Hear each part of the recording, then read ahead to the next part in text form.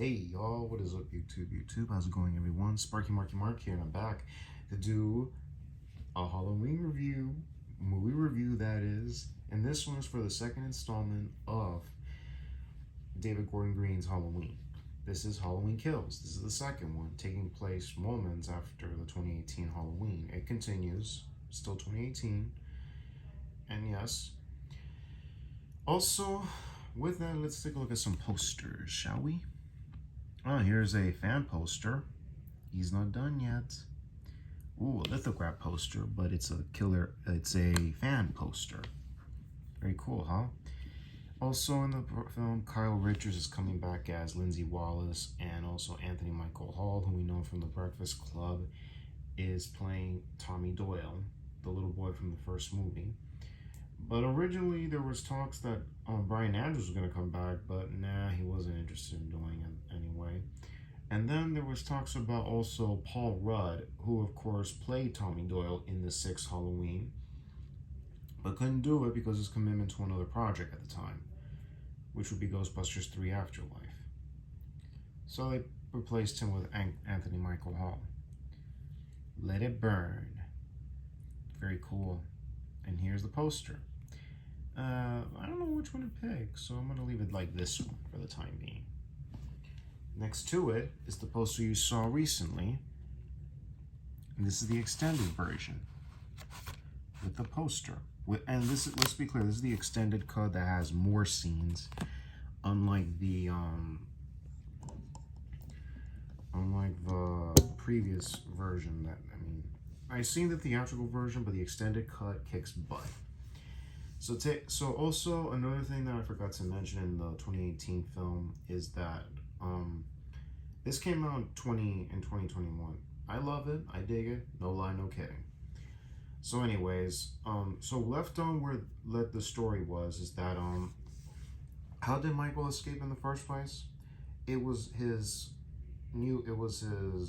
doctor, Dr. Rhubarb Sartain, revealing he wanted to see Michael out in the opening confronting Laurie Strode.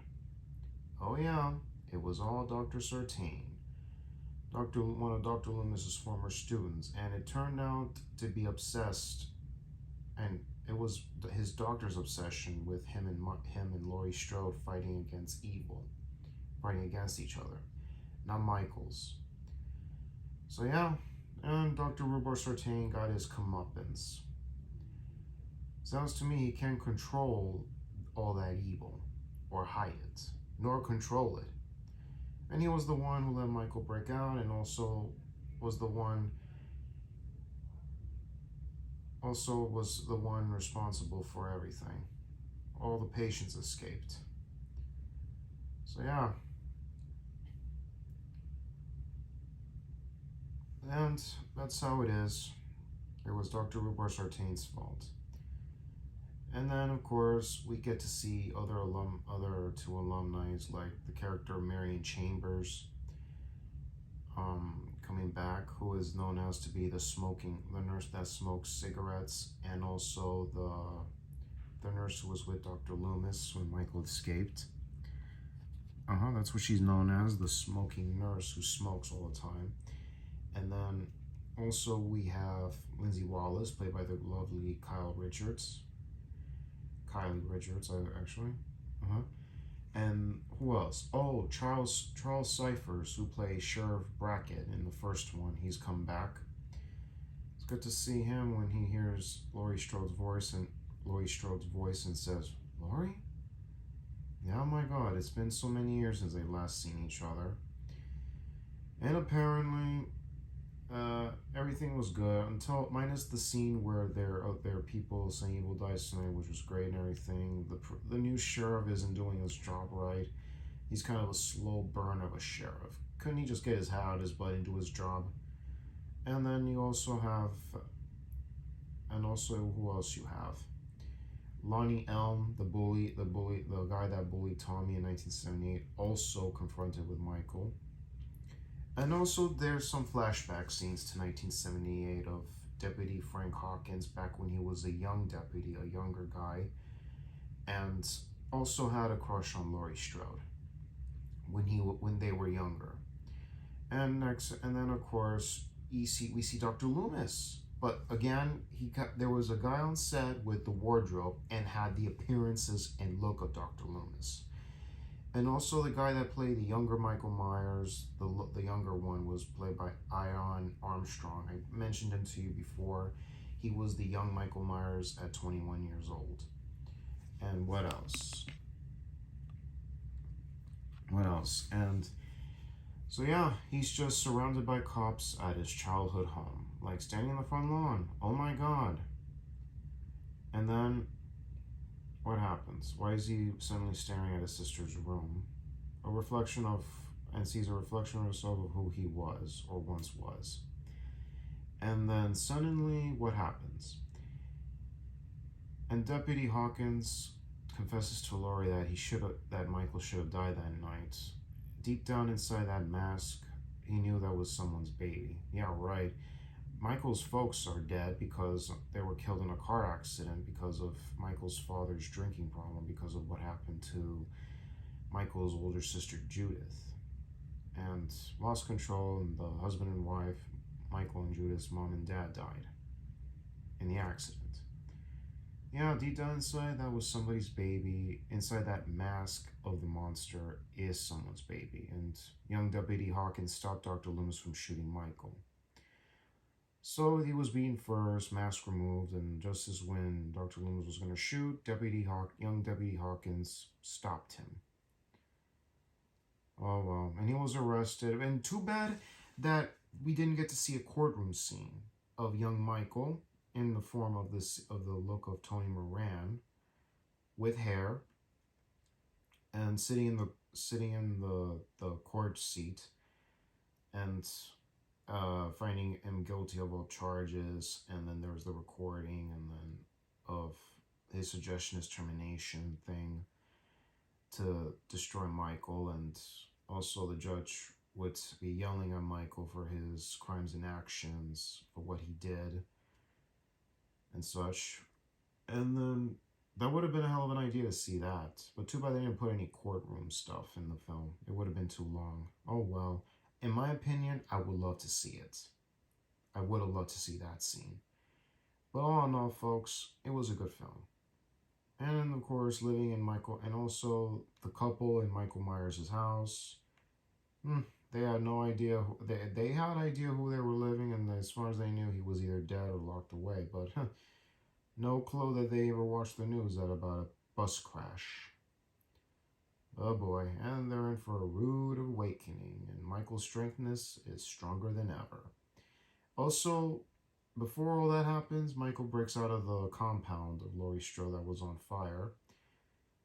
And the firemen were dumb enough to put the fire. One fireman falls in, out comes Michael, and then he is stronger and meaner than ever.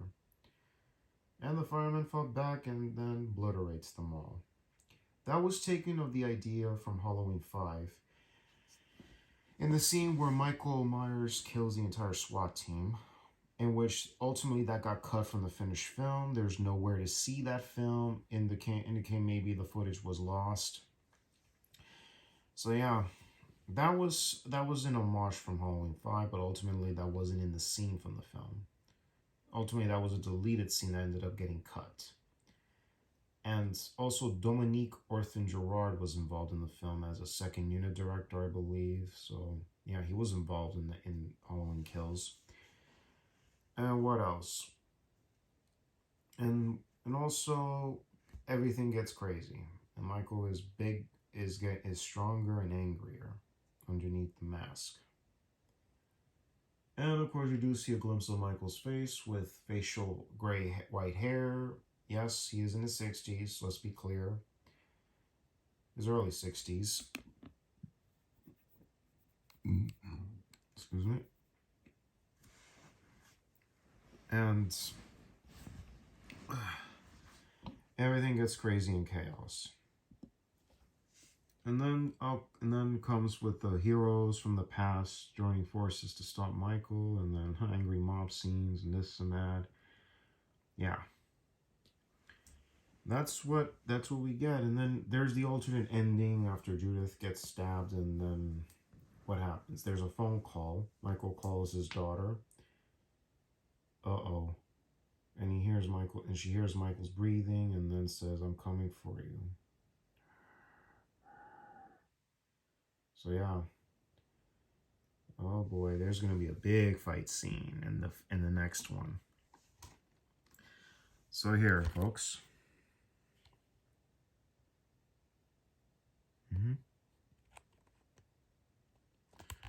Also, you have the kill team. You got deleted extended scenes, gag reels, Henfield's open wounds, 1978 transformation, power of fear, kill count, commentary with director and co-writer David Gordon Green and star Jamie Lee Curtis and Judy Greer. So yeah, folks. But ultimately, the extended version is way better. There's two cuts. You can see both in the movie. Look, two versions, but stick with the extended cut. Let's see the case. Blu-ray case. Yes, same thing as it was before. Voila.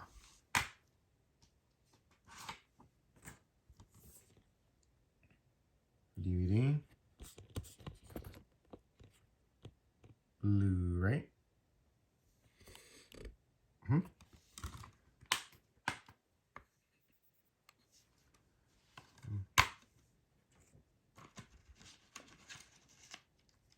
So yeah, and yes, well, look at that, folks. Universal Studios distributed. Same thing with the 2018 Halloween. So, well, that's a good thing. And the best thing of it all is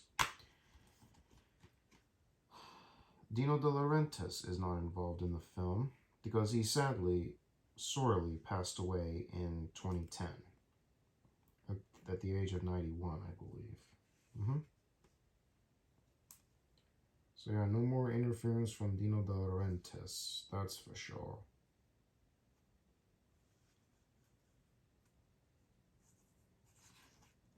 Hold on a second, it's stuck in here, okay.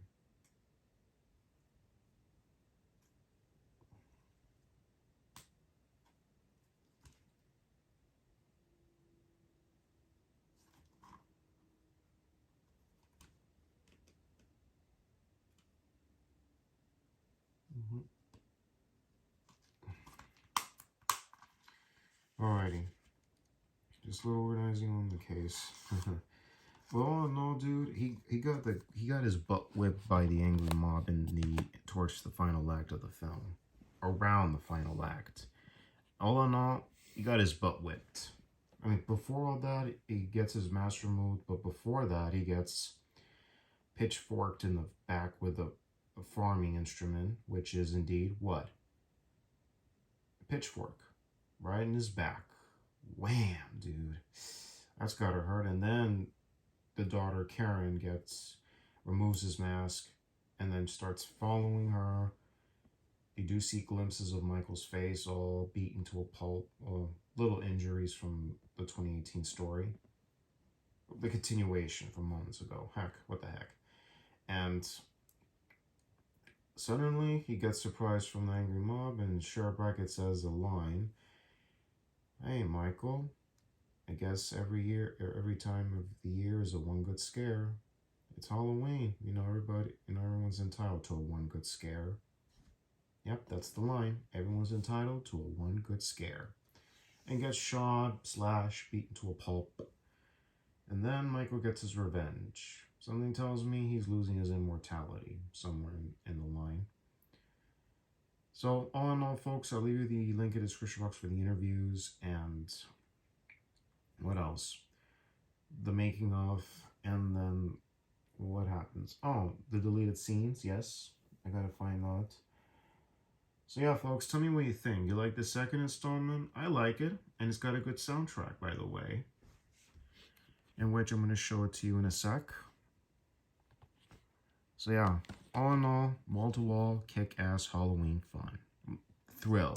And the score remains good. The guy who composed, the people involved in compose are the same dudes who did it. And Malika Akkad is back. Yep, he is doing this one.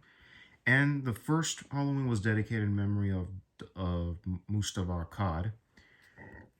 And I believe the second one, you do see a glimpse of Tony Moran from the first one, but not too much of him. Just a glimpse scene. And let's see who did the music. John Carpenter, his son Cody Carpenter, godson Daniel Davies. So yeah, they're back. And this one was dedicated in memory of Deborah Hill, Donald Pleasance, and who else from the Halloweens had passed. And it's also did special thanks to Tony Moran, who was the unmasked Michael Myers in the 2018 film. I mean, in the 1978 film, sorry.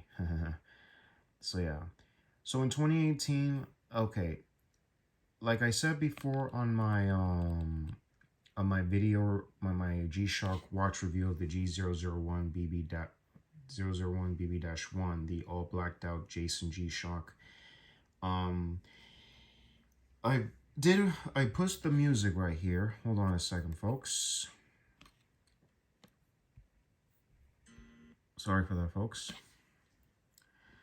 In which this music that you're looking at here, folks, right here, is Post Malone featuring T.Y. Dollar Sign, in which you have the song Psycho, which I did a review on that music. I mean, a review on the watch and put the music with the watch. And I did say released in 2018, 58 years after the original Psycho, and around the same time Halloween 2018 was released. And in my opinion, this song should have been used in the ending credits of Halloween 2018. So yeah, that would have been a good idea. But unfortunately, yeah, because again, if you heard the lyrics in the movie, psycho, a mama bella Michael. Again, you saw the words psycho, Michael, can't be coincidence. And also, if Post Malone is listening to this, and also T.Y. Dollar Sign, is he also listening to this? Are you guys ever a fan of Alfred Hitchcock's Psycho? Are you guys ever a fan of horror films or Halloween movies? That the original Halloween and the new one from 2018. Well, the latest one from 2018, of course. Are you guys fan of horror? Because if you did a song like this, you know exactly what you're saying. Psycho, Mama Bella Michael, can't be coincidence. So yeah, folks. So yeah, dudes, let me know, because that song fit perfect. And then in 2021, 2 years after the release of that, there's a soundtrack for the new Halloween. And suddenly we got this song from 2021. So hold on. From a band called Ghost with the song Hunter's Moon. You see that, folks? Hunter's Moon. And it's a metal song, which I'm pretty sure you guys saw the credits. And it is playing in the movie. So yeah, folks, tell me, what do you think? You think the soundtrack, very kick-ass. I wish it could have done that for 2018 better. Also, let me know, what do you guys think of Halloween Kills? Do you like it? Do you dig it? I don't care. I love the film. It tried to do its best, and good continuation follow-up. So, also let me know what you guys think anyway in the comments down below. What do you think? And do you think the music that I mentioned recently, a moment ago, which was the Post Malone Psycho with T.Y. Dollar Sign, you think that song could have been cool in the film? Let me know as well.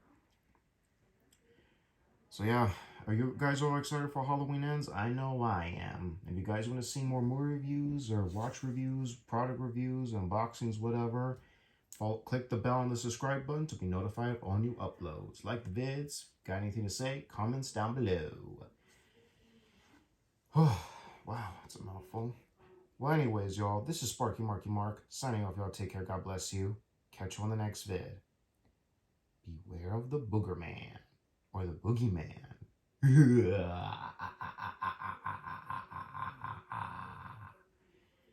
Signing off, y'all.